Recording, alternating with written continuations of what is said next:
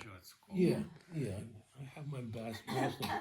I was able to teach at the community college because I had a bachelor's, and I had, some graduate school, 21 credits, not too bad.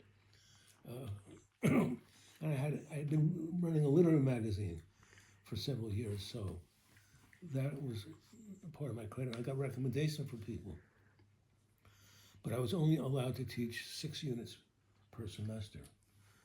So in classes I was teaching were mostly 4-unit classes.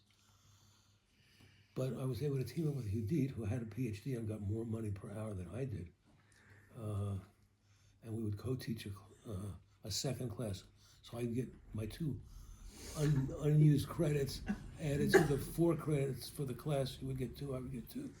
And that way I could use all my credit. We didn't necessarily work that well as a team.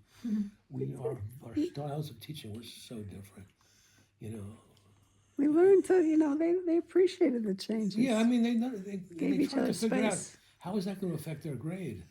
Who's going to actually decide? Right. But I'm glad I had the opportunity.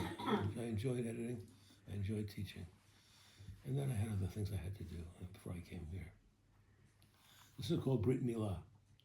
It's for Kol David, who is Mordechai Zeller's oldest son. Mordechai and what's the wife's name? Leah. Yeah. Okay. The scar on my corona, the edge of my glands, is God's name tag, imprinted on my tender skin, so that the angels know when I go through the laundry and come out dripping and cleansed, that I am to be returned to him. My father offered me to God, and the Moyle, my father's agent, took God's share, a fraction, a sliver, with precise skill, and in the merit of my father's and mother's surrender, returned me to them. Simple. That I started writing, I guess in Jerusalem. There was a Shalom Zachor for Kol David in this great old synagogue in that neighborhood with the windmill. The Brit was in Mishkanot Shananim. Yeah, you were there? Yeah. Yep. I got some nice pictures from there also that Rabbi Joe took. So this poem was in the works. It wasn't finished yet. Mordechai later apologized. I knew you had a poem, but I didn't ask you to read it. Then I said, it's okay. It wasn't done. I wrote it partly in Sfat, partly in Yerushalayim. That happens sometimes.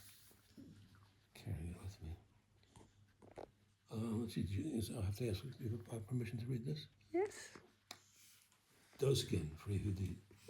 She sailed in smiling. The curve of her lip, the point of her chin, the V of her blouse, pressed her doeskin chest against my furry breast, initiating heat transfer, uplift, somatic drift.